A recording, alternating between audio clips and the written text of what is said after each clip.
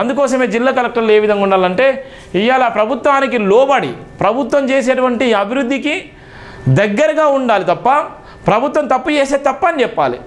కానీ ఇలా ఇష్టానుసారంగా టాయిలెట్లు కడగాలని ఇలా హుకుం జారీ చేసింది అలుగు వర్షిని. అలుగు వర్షిని ఎక్కడి నుంచి వచ్చిందంటే ఒక బ్రాహ్మణ కుటుంబం నుంచి వచ్చినటువంటి వ్యక్తి. ఆమెకు వ్యవస్థ తెలుసా?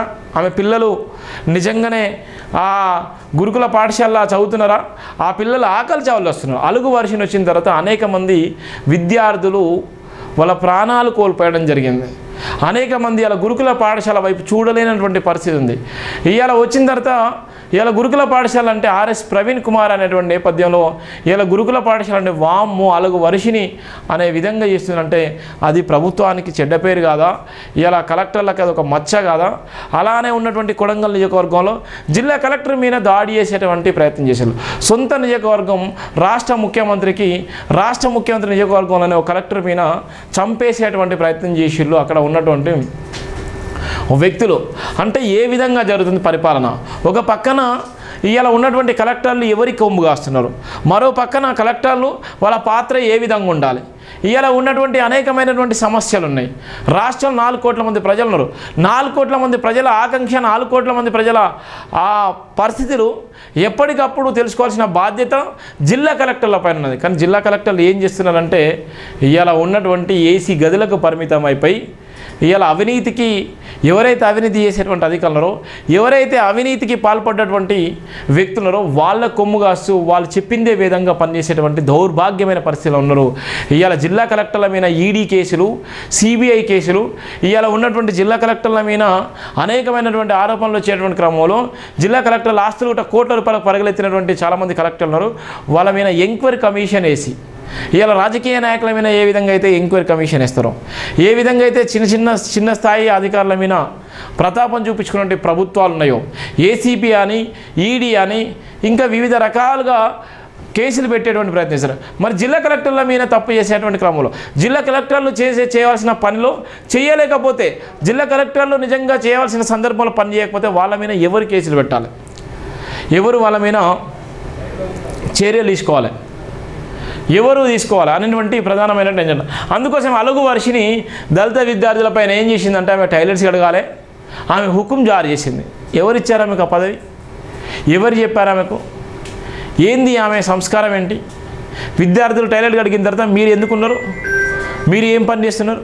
మీ జీవితాలు దేనికోసం ఉన్నాయి? కలెక్టర్ కాగానే ఇవాళ గొప్ప పొజిషన్కి వెళ్ళిపోతారా? కలెక్టర్లు కాగానే మీకు ఒక హోదా పెరుగుతుందా? కలెక్టర్లు అయిన వెంటనే మీ జీవితాలు ఏమైనా నిజంగా బంగారు జీవితాలు అయిపోతాయా? ఇలా అనేక మంది ఇన్స్పిరేషన్గా ఉన్నటువంటి కలెక్టర్లు ఉన్నారు. ఇలా కొద్దిమంది కలెక్టర్ల పేరు చెప్తే చరిత్రలో నిలిచిపోయే విధంగా ఉంటుంది. కొద్దిమంది కలెక్టర్లు వాళ్ళ జీవితం ఏ విధంగా అయితే వాళ్ళు రిక్రూట్మెంట్ అయిపోతారో, ఏ విధంగా అయితే బోర్డు వాళ్ళు రిక్రూట్మెంట్ చేసిన తర్వాత వాళ్ళ సర్వీస్ అంతా జాతి కోసం, వాళ్ళ సర్వీస్ అంతా పేద బడుగు బలైన వర్గాల ప్రజల కోసం, వాళ్ళ సర్వీస్ అంతా నీతి నిజాయితీతో కూడినటువంటి సర్వీస్ అందిస్తారు. కానీ కొద్దిమంది ఇలానే ఇష్టానుసారంగా మాట్లాడి ప్రభుత్వ పరువును తీసేటువంటి నేపథ్యం ఉంటుంది. మరి ముఖ్యమంత్రి గారు ఎందుకు మౌనంగా ఉన్నాడో అర్థం కాని పరిస్థితి. ఇక రెవెన్యూని గాలికి వదిలేసిన రాష్ట్ర రెవెన్యూ కమిషనర్. ఇక రెవెన్యూ అయితే ఎప్పటికీ కూడా పబ్లిక్లో ఉండేటువంటి సెక్టరు. రెవెన్యూ సమస్య ఎప్పటికీ నిరంతరం కనబడేటువంటి సమస్య. మరి రెవెన్యూ సమస్యను పరిష్కరించేటువంటి కమిషనర్ అంటే ఒక ఐఏఎస్ అధికారి, దానికి ఒక ప్రిన్సిపల్ సెక్రటరీ. మరి ఆ సెక్రటరీలు ఏం చేస్తారు? ఏ ఆదేశాలు ఇస్తున్నారంటే రాష్ట్ర మొత్తానికి వాళ్ళు బాసులు, వాళ్ళు కూడా ఒక జిల్లా కలెక్టర్. ఇలా రెవెన్యూ ఎంత గందరగోళం ఉంది, రెవెన్యూ సమస్యలు ఏ విధంగా ఉన్నాయి, రెవెన్యూ ఎందుకు అట్లా మసగా బారిపోతుంది, రెవెన్యూ సమస్యలు కొన్ని సంవత్సరాల నుంచి ఎందుకు పెండింగ్ ఉన్నాయి, రెవెన్యూ సమస్యలు పరిష్కరించాల్సిన రాష్ట్ర ప్రభుత్వం ఎందుకు పరిష్కరించలేకపోతుంది, ఇలా రెవెన్యూ పేరు మీద ఇలా గ్రామ సభలు జరిగేటువంటి నేపథ్యంలో ఇలా గ్రామ సభల్లో ఎంతవరకు సమస్యలు పరిష్కరించబడతాయి, ఎప్పుడో ఉన్నటువంటి సమస్యలు 60-70 సంవత్సరాల నుంచి ఉన్నటువంటి సమస్యలు, భూ సమస్యలు ఉంటే అవి ఎట్లా పరిష్కరించబడతాయి? ఇవాళ అనామకుడు వచ్చి ఎవరో ముక్కుముద్దలైనటువంటి వ్యక్తులు వచ్చి ఇవాళ వాళ్ళు వచ్చి ఈ భూమి మాది అంటే వాళ్ళకు ఏ విధంగా వాళ్ళకు అవకాశం కల్పించేటువంటి ప్రయత్నం చేస్తారు. వాళ్ళ మీద ఎందుకు చట్టపరమైనటువంటి చర్యలు తీసుకోరు? ఇవాళ అనామకుడు వచ్చి ఇది మాది అనేటువంటి నేపథ్యంలో ఇలా రెవెన్యూ శాఖ ఏం చేస్తుంది? ఇలా రెవెన్యూ అధికారులు ఏం చేస్తారు? ఇలా ఉన్నటువంటి అనేకమైనటువంటి భూ కబ్జాలు చేసేటువంటి నేపథ్యంలో ఇలా కష్టపడ్డవాడు ఒకడు ఉంటాడు, అసలు ఒరిజినల్ భూమి పట్టాదారుడు ఒకరు ఉంటారు, తర్వాత ఫేక్ డాక్యుమెంట్లు సృష్టించుకున్నటువంటి వ్యక్తులు వేరే ఉంటారు. ఇలా బడాబాబు నేతలు ఎవరైతే ఉన్నారో ఇలా రాజకీయ నాయకుల కబంధ జబర్దస్తుల్లో ఉండి డ్రామాలు వేసి దాన్ని మసకబూసి చేసేటువంటి రెవెన్యూ అధికారుల చేతులు ఉండేటువంటి చాలామంది ఉంటారు. మరి ఆ సమస్యలు ఎట్లా పరిష్కరించబడతాయి? ఇలా రెవెన్యూ సమస్యలు, ఇలా లక్షలాది సమస్యలు పెండింగ్లో ఉన్నటువంటి నేపథ్యం. దానికి ఒక కమిషనర్ అనే వ్యక్తి ఇలా ఏం చేస్తున్నారో, ఎట్లా పరిష్కరించబడుతున్నాయో అర్థం కానటువంటి నేపథ్యం. ఇక నాయకులకు నచ్చిన అధికారులకు పోస్టింగ్లు. ఎవరికైతే నాయకులు ఉన్నారో, ఎవరైతే రాజకీయ నాయకులు ఉన్నారో, రాజకీయ నాయకులు ఎవరు చెప్తే వారికి కూడా పోస్టింగ్లు ఇచ్చేటువంటి నేపథ్యం. ఇలా రాజకీయ నాయకులు చెప్పిన వాళ్ళకి మాత్రమే కలెక్టర్ పోస్టులు, ఎస్పీ పోస్టులు ఇచ్చేటువంటి నేపథ్యం. ఐఏఎస్ ఐపీఎస్ పోస్టులు కూడా రాజకీయ నాయకులు డిసైడ్ చేసేటువంటి పరిస్థితి ఏర్పడ్డాయంటే ఏ విధంగా ఉందో చూడండి. ఇక రాజకీయ నాయకులు ఇలా డిసైడ్ చేస్తేనే ఇలా పదవులు వచ్చేటువంటి ప్రయత్నాలు ఉన్నాయి. ఇలా ఐఏఎస్ ఐపీఎస్లు అయినప్పటికీ కూడా, అంత గౌరవప్రదమైన హోదాలో ఉన్నప్పటికీ కూడా ఇవాళ వాళ్ళు ఎవరి చేతిలో ఉంటే మన రాజకీయ నాయకుల చేతిలో కీలు బొమ్మలుగా ఉన్నటువంటి ప్రయత్నం అయితే జరుగుతుంది. ఇలా దానివల్ల ఎవరికి సేవ చేయాలి? ఏ రాజకీయ నాయకుడైతే తీసుకొచ్చి పెట్టిండో, ఏ రాజకీయ నాయకుడైతే అవకాశం కల్పించిండో, ఏ రాజకీయ నాయకుడైతే జిల్లా కలెక్టర్ బాధ్యతలో ఆమెకు ఒప్పజెప్పినటువంటి తరుణంలో, వాళ్ళకు ఒప్పజెప్పినటువంటి తరుణంలో వాళ్ళ కోసం పనిచేస్తాడా? పేద బడుగు బలైన వర్గాల కోసం పనిచేస్తాడా? మిగిలిన పార్టీల కోసమైనా పనిచేస్తాడా? ఎవరి కోసం పనిచేయాలంటే నచ్చిన వాళ్ళ కోసం మాత్రం పనిచేస్తారు. ఇది వాళ్ళ పోస్టింగు. కలెక్టర్ల పనితీరు పట్ల ప్రజల తీవ్ర అసంతృప్తి. కలెక్టర్ల పనితీరు పట్ల తీవ్ర అసంతృప్తిగా ఉన్నటువంటి నేపథ్యం. ఎందుకు అసంతృప్తి అంటే ఇప్పుడు నేను చెప్పినటువంటి అనేకమైనటువంటి విషయాలు. కలెక్టర్ల పాత్ర ఇలా కలవరు. కలెక్టర్లు దేనికోసం? వాళ్ళు కలెక్టర్లకి ఏమన్నా వేరే కొమ్ములు ఉంటాయా? కలెక్టర్లకి ఏమన్నా నిజంగా ఏమన్నా ఎక్కువ ఏమైనా ఉంటాయా? వాళ్ళు కూడా పబ్లిక్ డొమైన్లో ఉన్నటువంటి వ్యక్తులే కదా, వాళ్ళు కూడా పబ్లిక్ సర్వెంటే కదా. వాళ్ళు కూడా మన జీతాలతోనే, మనం ఇచ్చే ట్యాక్స్లతోనే కదా వాళ్ళు జీతాలు తీసుకునేది. మనం ఇచ్చేటువంటి ట్యాక్స్ల వల్లనే కదా వాళ్ళు విలాసవంతమైన జీవితాన్ని గడిపేది. వాళ్ళు కూడా మనలాగా ఉన్నటువంటి వ్యక్తులే కదా. చదువుకుంటే వాళ్ళ కలెక్టర్లే. దానికి ఇలా కలెక్టర్ల పాత్ర ఏ విధంగా ఉండాలంటే ఇలా గందరగోళం ఉన్నటువంటి నేపథ్యం ఉంది. ఇలా ప్రజలు కూడా తీవ్రమైన అసంతృప్తిలో ఉన్నటువంటి నేపథ్యం. ప్రభుత్వ భారాన్ని మోయాల్సిన అధికారులు పట్టింపు లేకుండా ఉంటున్నారు. అవినీతిని అరికట్టాల్సిన బాధ్యత కలెక్టర్లదే కదా. భారత రాజ్యాంగంలో అత్యంత ప్రతిష్టాత్మకంగా కలిగిన స్థానం కలెక్టర్లదే. ప్రభుత్వ నిధుల దుర్వినియోగానికి చూస్తూ కూడా పట్టించుకోలేదని విమర్శలు. ఇలా ఉన్నటువంటి ప్రభుత్వాలు దుర్వినియోగం చేసే నేపథ్యం. ఇలా ప్రభుత్వానికి సంబంధించిన ఒక జిల్లా కలెక్టర్కి ఇచ్చేటువంటి డబ్బు, ఆ జిల్లా కలెక్టర్కి ఇచ్చేటువంటి నేపథ్యం, ఆ జిల్లా పేరు మీద పెట్టేటువంటి నిధులు, నియామకాలు, ఆ జిల్లా పేరు మీద పెట్టేటువంటి రెవెన్యూ నిధులు ఏమైపోతున్నాయి? జిల్లా కలెక్టర్లు నిజంగా ఒక 100 కోట్ల రూపాయలు ఒక జిల్లాకు కేటాయించినప్పుడు, ఒక 50 కోట్ల రూపాయలు ఒక జిల్లా కేటాయించినప్పుడు, ఓ 20,000 కోట్ల రూపాయలు జిల్లా కేటాయించినప్పుడు ఎంతవరకు అభివృద్ధి జరుగుతుంది? ఎంతవరకు నిజంగా అభివృద్ధి జరుగుతుంది? ఎవరికి పోతుంది? ఎంతవరకు అభివృద్ధి జరిగి నిజంగా ఊరు కానీ, ఆ మండల్ కానీ, ఆ జిల్లా కానీ ఎంతవరకు అభివృద్ధి పథంలో ఉందని చెప్పడానికి ఎక్కడైనా ఆధారాలు ఉన్నాయా అంటే అవి ఎక్కడ కూడా లేనటువంటి నేపథ్యం ఉంది. ఇవన్నీ కూడా కలెక్టర్లు చేయాల్సిన బాధ్యత, కానీ కలెక్టర్లు చేయకపోవడంతో ఇలా నీళ్ళలాగా ఉన్నటువంటి నేపథ్యం ఉంది. అందుకోసమే ఇలా కలెక్టర్ల పాత్ర ఏ విధంగా ఉందో ఇలా మనం చూస్తున్నాం. నిరుపేదలు ఉంటుండగా నిరుపేదల సేవలను నిర్లక్ష్యం చేస్తున్న కలెక్టర్లు. రాజకీయ నాయకుల ప్రోద్బలంతో ఎక్కువ శాతం పోస్టింగ్లు కొనసాగుతున్నట్లు రాష్ట్ర ప్రజలు భావిస్తున్నారు.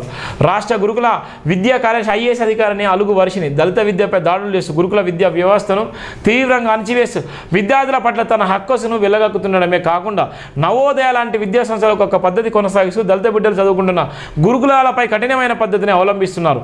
260 పైసలకు గురుకులలో కేరెక్టింగ్ ఉద్యోగ సిబ్బందిని తొలగించి చదువుకుంటున్న విద్యార్థులతోనే పనులు చేయించే విధంగా గురుకుల విద్యను దిగజారుస్తూ పేద విద్యార్థులపై విషంగా కక్కుతున్నారు. గురుకుల విద్యపై తన పరిపాలన తీరును వ్యతిరేకిస్తూ విద్యార్థుల పట్ల ఐఏఎస్ అధికారిని గురుకుల కార్యదర్శి అలుగు వర్షినిపై జాతీయ ఎస్సీ కమిషన్ ఆశ్రయించగా గురుకుల విద్యా కార్యదర్శిపై తీవ్ర అసహనం వ్యక్తం చేసిన జాతీయ ఎస్సీ కమిషన్ తక్షణమే స్పందించి 15 రోజుల్లోగా సమాధానం ఇస్తూ నివేదికను సిద్ధపరిచి హాజరు కావాలని హుకుం జారీ చేశారు. రెవెన్యూ కార్యాలయాలు అయితే పరిస్థితి మరీ దారుణంగా మారిపోయిందన్నారు. రాష్ట్ర వ్యాప్తంగా అన్ని జిల్లాలోని కలెక్టర్ కార్యాలయంలో వెలవేలబోతున్నాయనే నేపథ్యం ఉంది. జిల్లాలో విస్తరణతో కలెక్టర్ల పని తగ్గినప్పటికీ సకాలంలో జరగాల్సిన పనులు పూర్తి నిర్లక్ష్యబద్ధంగా కొనసాగించబడుతూ ఆలస్యం చేస్తున్నారు. ఇందిరమ్మ ఇళ్ల నిర్మాణంలో ఏకంగా ఎమ్మెల్యే స్థాయి నాయకులు దళారులుగా హెచ్చరించే స్థాయికి సమావేశాల్లో ఘాటుగా స్పందిస్తుంటే అధికారులు ఇంచుమించు ప్రేక్షక పాత్ర పరిమితమయ్యే విధంగా ఉన్నారన్నారు. ప్రతి జిల్లాలో కలెక్టర్ కార్యాలయాల చుట్టూ దళారులు వ్యవస్థలదే హావా కొనసాగుతుందన్నారు. దానికి తోడు గతంలో అవినీతి అక్రమాలు ఎక్కువగా కొనసాగించి పెంచిపోయించిన అధికారులే సంవత్సరాల తరబడి కలెక్టర్ల కార్యాలయంలో తిష్ట వేసుకొని కొనసాగుతూ ప్రభుత్వానికి వ్యతిరేక కార్యక్రమాలను ప్రోత్సహిస్తున్నారు. విద్యా వ్యవస్థలో చెప్పలేనంత అణచివేత కొనసాగుతున్న తీరు పట్ల విద్యా కార్యదర్శి తనకు తిరుగులేని ఆధిపత్యాన్ని కొనసాగిస్తూ కేబినెట్ స్థాయి కలిగిన వీసీలను చిన్నచూపు చూస్తున్నదనే రాష్ట్రమంతా భావిస్తున్నారు. దానికి తోడు విద్యా వ్యవస్థలో విద్యా సంస్థలకు విద్యాలయాలకు అనుగుణమైన నియామకాలను కక్షపూరితంగా కఠినతరమైన కోణంలో చూపిస్తూ ప్రభుత్వాన్ని తప్పుదోర పట్టిస్తుందని రాష్ట్రవ్యాప్తంగా విద్యాసంస్థలను ఇబ్బందులు గురి చేస్తుందని విద్యాసంస్థల యాజమాన్యం తీవ్ర అసంతృప్తిలో ఉంటున్నట్లుగా అన్నిటికీ మించి విద్యార్థుల ఫీజులు బకాయిలను పాతవి కొత్తవి అన్నీ కలుపుకొని సకాలంలో చెల్లించడంలో పూర్తిగా విఫలమైన అలాంటి విధులు నిర్లక్ష్యం అగ్రహం కఠినతరం వలపై అధికారులు పాటు ప్రభుత్వంపై పూర్తి వ్యతిరేకతగా ఉన్నటువంటి నేపథ్యం ఉంది. ఇంత భయంకరమైన నేపథ్యం ఎందుకు కొనసాగుతుందో అర్థం కాని పరిస్థితి. కాంగ్రెస్ పాలనలో కొనసాగుతున్న సందర్భంలో పలు కేసుల్లో విచారణ ముద్దాయిలుగా కొనసాగుతున్న ప్రభుత్వానికి వ్యతిరేకమైన పనులు తలపెడుతున్నారు. కోకాపేట భూముల వ్యవహారం మొదలుకొని ప్రతి జిల్లాలో ప్రభుత్వ కార్యాలయంలో కొనసాగుతున్న టెండర్లను ఆధారంగా చూపెట్టుకుంటూ కలెక్టర్ కార్యాలయం ఎక్కువ శాతం ఆర్థిక లావాదేవీలు వ్యాపారాలు కొనసాగుతున్నాయని విమర్శించారు. ప్రభుత్వం అన్ని విధాల మెరుగైన సేవలను ప్రజల్లోకి తీసుకురావాలని తీవ్రమైన ప్రయత్నం చేస్తున్నా ప్రతిసారి అధికారులు అడ్డుపడుతున్నారు. ఆ విధంగా చెప్పాల్సిన వస్తే భూభారత చట్టాన్ని ప్రజల్లోకి తీసుకెళ్లాలండి. రాష్ట్ర రెవెన్యూ మంత్రి పలుమార్లు అధికారులకు హెచ్చరించినప్పటికీ కొంతకాలంగా దానిపై పూర్తిగా నిర్లక్ష్యం వహించిన సంగతి రాష్ట్ర ప్రజలు గమనించాలన్నారు. గతంలో ధరణి కొనసాగించిన రాష్ట్ర రెవెన్యూ శాఖ కమిషనర్ సీనియర్ ఐఏఎస్ అధికారి నవీన్ మిట్టల్ నేటికి అదే శాఖలో కొనసాగిస్తూ తన అధికార ఆధిపత్య పెత్తనం సంపూర్ణంగా కొనసాగిస్తున్నారు. ప్రభుత్వానికి సంబంధించిన ముఖ్య నాయకులు ఆస్తుల పరిరక్షణ కోసమే రెవెన్యూ శాఖలో తనకు కొనసాగిస్తున్నట్లు రాష్ట్ర వ్యాప్తంగా పెద్ద ఎత్తున విమర్శలు వస్తున్నాయన్నారు. ఉన్నతమైన భావాలు కలిగిన అధికారులు సీనియర్ కలెక్టర్లు అనుభవం కలిగిన కలెక్టర్లంతా నామాత్ర అధికారులతో అధికార హోదాలో అధికార కార్యాలయంలో కొనసాగుతుండగా అనుభవం లేని నూతన ఈ మధ్యకాలంలో నియమించబడిన కలెక్టర్లు జిల్లా యంత్రాంగాలను ఏలుతూ శాసిస్తూ అభివృద్ధి పేరున అసాధారణమైన ఆధిపత్యాన్ని కొనసాగిస్తున్నారు.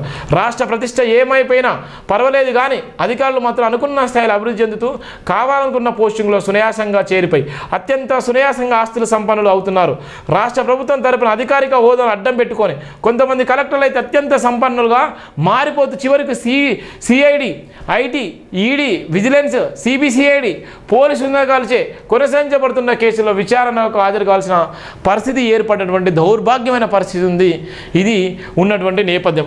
దీనికి ఉన్నటువంటి నేపథ్యం ఎందుకు ఈ విధంగా చెప్తున్నా అంటే కలెక్టర్లు ఏ విధంగా ఉండాలి, కలెక్టర్ల పాత్ర ఎంత అభివృద్ధి పథంలో ఉండాలి, కలెక్టర్లు ఎప్పుడు ప్రజలకు అందుబాటులో ఉన్నటువంటి కలెక్టర్లు ఏం చేస్తారంటే ఇలా ప్రేక్షక పాత్ర పోషించేటువంటి దౌర్భాగ్యమైన పరిస్థితిలో మన తెలంగాణ ఉంది.